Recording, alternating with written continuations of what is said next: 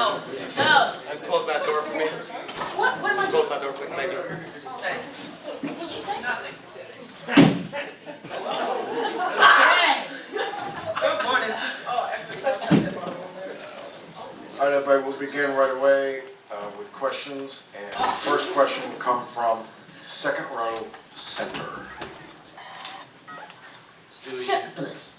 I don't even know what she said. Kind of funny. All right, Doug. Come. Stu, you've won titles before. Yeah. This one you guys had to fight for. Come back, go overtime. You hit 2 free throws to tie it. Obviously, game 1 did the 2. What does it mean to bring New York its first championship ever? I've been like manifesting this moment for a while, and there's no feeling like it. You know, this game, and credit to Minnesota because they gave us a tough series, and the fans have been amazing everywhere we've gone. But to be able to bring a championship to New York, first ever in franchise history, it's an incredible feeling. And I literally can't wait to continue to celebrate with the city because I know it's gonna like be bonkers. Bonkers. Back, right? Next question, standing along the wall to the right. Thanks. Hi, guys. Breanna, first of all, when the shots are not falling, as they were not for you on speed tonight, to be able to contribute in so many other ways tonight, what was going through your mind during all of that? And Sandy, what was going through your mind during all that, watching Breanna doing what she was doing in all the other ways tonight? You know, I knew, and I came in with a game plan of like, it doesn't matter. I want to play defense, I want to rebound, I want to do the little things, and I'll continue to be aggressive and shoot my shots, but like, if they're not falling, they're not falling.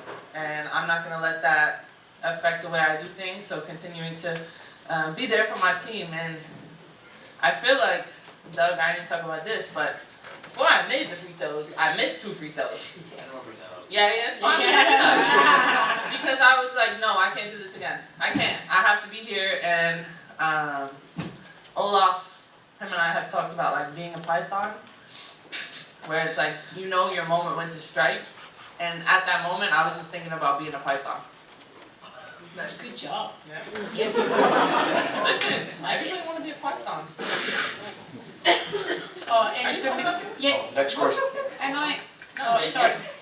JJ can come and sit up here, JJ. Oh, bring the finals MVP up here. Come on. What? Let's go. MVP. Big go. All right, everybody, the next question will come from the 4th and 5th row in the back there. Hey, Sandy, over here. Okay. Congratulations. Thank you. Cheryl came in earlier and said that she felt this championship had been stolen from them because of the officiating. I'm just wondering if you had any thoughts on the reffing today. I thought they were pretty fair. I mean, after the last game, you know, I mean, that's what you got to give and take. Like, game number 1, we should have won that game, you know, close it out. But look, I have so much respect for Cheryl, and I have so much respect for that Minnesota Lynx team, because man, I mean, that was ugly, but we found a way to win. And so I'm really proud of our team, how resilient we were, how we stuck together, how we continued to trust each other, and that was our word today, just trust the process. And we found a way to win. And going back to Stewie, you know, she did miss 2 free throws, which is rare for her. But in that 5 seconds ago, she said, I'm going to make them. And I'm like, okay, good. I was praying, but it worked. Next question, second row center right. Congratulations, you guys. Sandy, I'm hoping you can talk a little bit about how this one felt the same or different than the championship that you won in Phoenix. Nyara, if you can just talk a little bit about what it means to have bragging rights over your sister and how that championship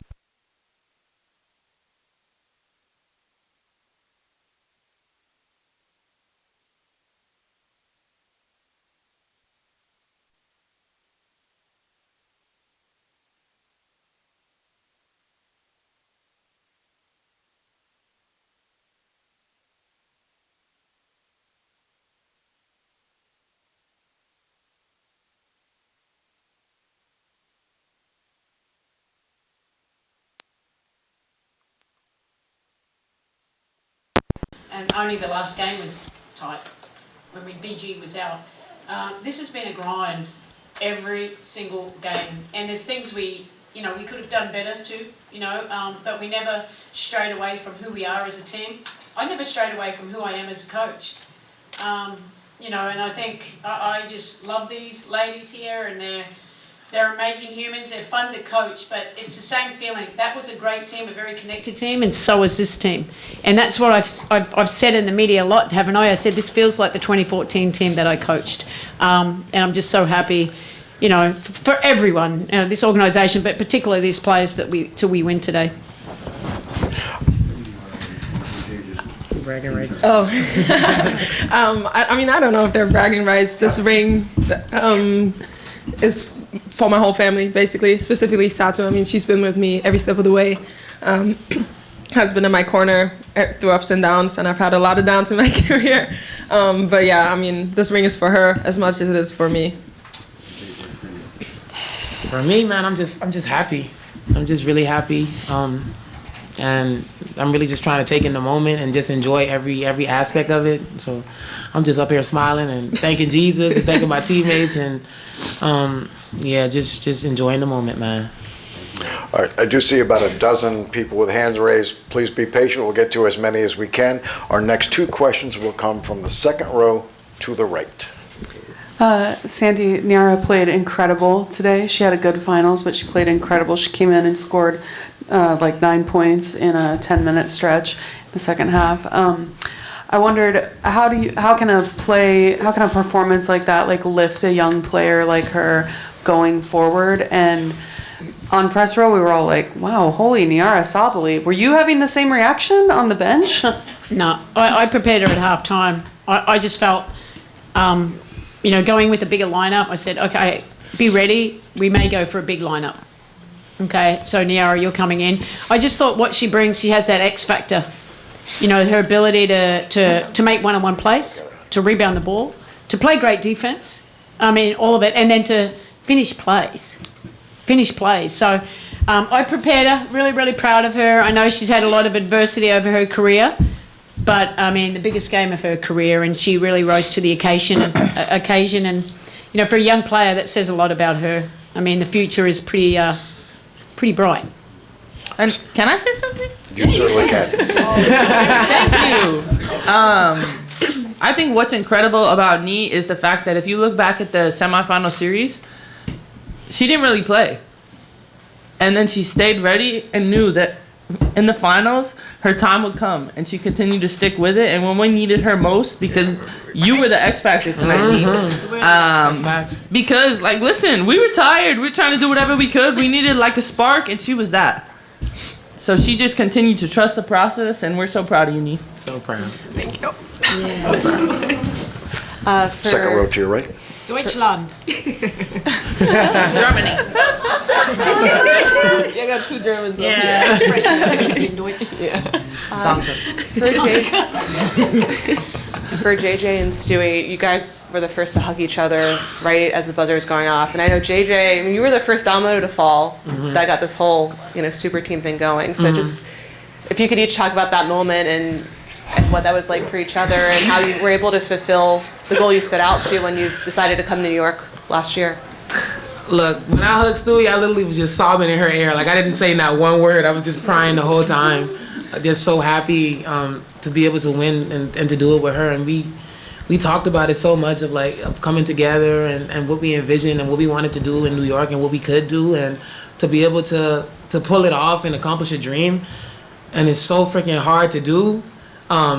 It just means a lot, it means a lot. And I told her this before, but I've watched Stewie be great for so long in high school and then in college and then in the WNBA. And, for a long time, she was that person that I was kind of chasing in college. I want to get my game to her level and then be able to play against her in the WNBA and then to ultimately be teammates. So it really just means a lot to be able to win with her and to watch the way that she approaches the game every day.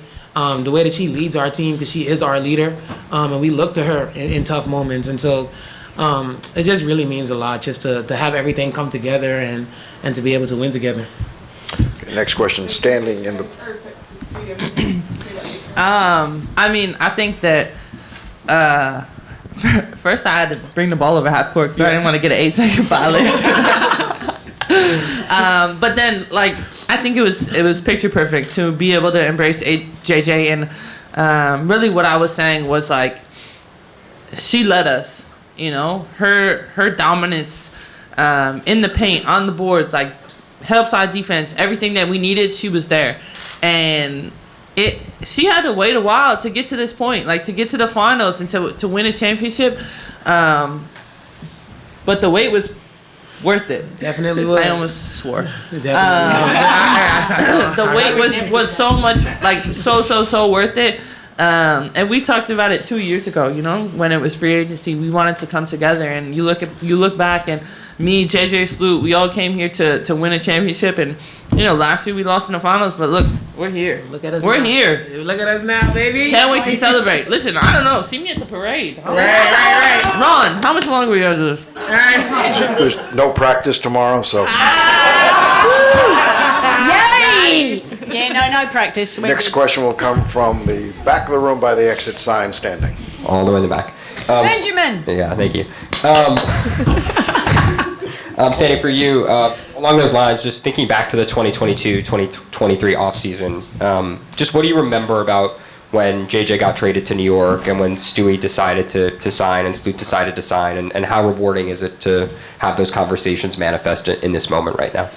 Yeah, I was like, let's go.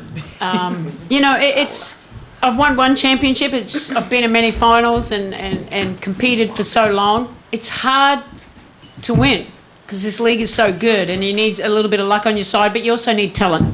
But you also need talent, the right talent to put together. And I think Jonathan did a really great job of getting these players to come to New York and sell the vision that we had here. We wanted to win. New York has never won before. Now we're going to go on the history books as the first ever. I mean, that makes me very proud because it's hard. People think it's easy. But, look, I was just excited to coach great talent. I didn't really know him that well. I knew Stewie probably a little bit more than JJ because I coached her wife, Marta, in Phoenix. Hopefully that helped a little bit to get her here. But it's a journey, so it's getting to know each other. And I think it's been fun. Hey, let's not stop at one, though. Let's go for two. Okay. Next question, front row to your right. Hi all. JJ, for you, there were moments during this game, especially in the first half, where it looked a little bit similar to Game 4. The team was tight. You guys wanted this so badly, and things were really hard to come by. I'm just curious, when did you flip the switch, and how would you say you flipped the switch?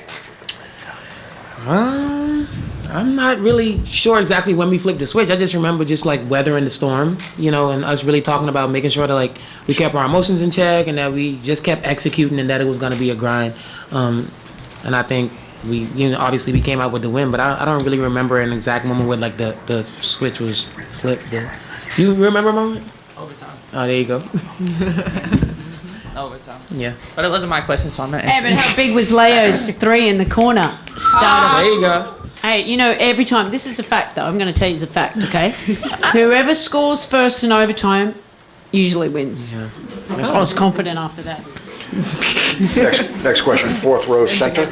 Yeah, this one's for Breanna. You talked about wanting to celebrate with New York. It has been 51 years since the Knicks won. I know you're the native New Yorker on this team. Yeah. Can you put it in perspective what it means to you as a New Yorker? And then Nyara, if you could just talk about, you went through so many injuries when you were in college and just how much you've had to battle to get to where you are now. I wonder if you could talk about that as well. Am I really the only New Yorker on this team? Wow, that is incredible. Who's saying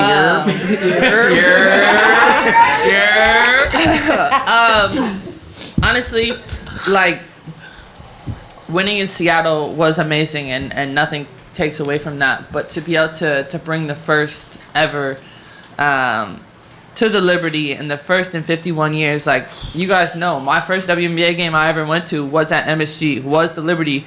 And to have that be full circle was amazing. And today, like, throughout my whole day, everybody was texting me, like, how are you? You ready? Like, all these things, like, do your thing. And I was calm. Like, I was ready because I knew that no matter what, the city was going to have our back. And they showed up and they showed out, and they continue to be there for us when we need. And I'm so proud of this team, but so happy to be able to bring the first championship here because the city deserves it. And listen, I don't know what's going to happen. I don't know what's going to happen this next week, but I'm sure shit is going to be crazy. Let's go. Next question from the fourth row to your right. I have a question for Coach and a question for JJ. Coach, just talk to me about JJ's overall play throughout the entire series. You know, I have to rap Bahamas 242 to the world. Yep. And then JJ, for you, how do we get more JJs or more girls from the Bahamas to the WNBA to win a championship after you've done what you've done today? Okay. Parade in the Bahamas. Yes. Parade in the We definitely Bahamas. having a parade in the Bahamas. Yeah. No, definitely. Well, I think we need to have a parade in the Bahamas. Let's go. But look, just really, really proud of JJ. I love coaching her. I just love her personality, how she brings it every single day. She was big for us, and it wasn't a pretty game today, but we were trying to establish her earlier. But she was at both ends. Like, she worked her butt off. Usually I don't like to play her 42 minutes, but she just stayed competing because that's how important it was. She knew how she needed to help us, and she's been big for us. She's been big for us all season long, but particularly these playoffs. She's amazing. We love you, JJ. So proud of you, mate. Thank you. You deserve this because your first one, baby. Yep. What? I couldn't hear you. We want to have the exhibition game in the Bahamas Oh, next yeah. year. Yeah. Preseason in the Bahamas. We Yes. said parade. Yeah, parade too. Come on. Parade too. Yeah. But for me, just trying to get the infrastructure of the Bahamas to be a little bit better for sports, and especially girls sports in the Bahamas to be a little bit better. So I think we need more investment in sports in the Bahamas, give the kids more games, allow them to be able to have more developmental like camps and different things going on, and just to have more people invested in it. So I want to make it my mission to really just help grow the game in the Bahamas because we have so much natural talent and so many people that come out of the Bahamas just go to the U.S. and go to school and end up being really successful. But I think for me, I would want it to be that kids would be able to stay home in the Bahamas and be with their families and still be able to have the opportunities to come over to the U.S. and play professionally. So I think that's the next step that we would have to take. All right, we have time for a few more. Standing back left. A few means three, Ron. Making sure we don't. Not several. All right, Lamar Carter, Beyond the W. This question is for JJ. Just thinking about your journey here the last 2 years, I believe you had a foot injury, you were hurt last year, and I believe the team and coach have talked over the years of you being the X factor for the team. Seeing how you played today, getting a Finals MVP, and being the X factor in the end, how proud are you of your journey over the last 2 years to get to this point? I'm really proud of my journey. I was talking to Rebecca Lobo earlier after shoot around and just basically telling her like I was doing this thing where we would about to run out after our theme or whatever, and they would have the theme music playing, and I would look up and be just taking everything in and just really being appreciative of the moment and just having a moment of gratitude with all the chaos that was going on in the finals. So just a moment to just exhale, to breathe, and just look around at just all the things that we've been able to do, all the people that are in the gym watching women's sports, the city, like Stewie said, just fully supporting us. And I think that really helped me to keep things into perspective. But I just wanted to go out there and play, to win and just not to lose. And I think the experience that I've had, even though it wasn't the best experience and we lost in the past, it allowed me just to kind of just be a little bit more relaxed in the situation and just understand that these moments aren't guarantees. It's not a given, and that you have to kind of just take advantage of it, but also live in the moment and really appreciate what it took to get there too. All right, we have 4 more questions and then we will wrap. Next question, third row to the right. Once again, no practice. Third row. We got things to do. Miles. Hey, Nyara, over here. Hi, Miles. Sandy put out the lineup with the three of you in there, along with Leo and Sabrina, and that was the first time the five of you have shared the court this season. What did that mean to you specifically to have Sandy have that faith in you, especially with such a physical game? That's a big lineup right there. But I mean, it means a lot, obviously. She did say something at halftime. But I mean, I feel like throughout the whole season, there's just been unwavering support, whether it's from Sandy or my teammates.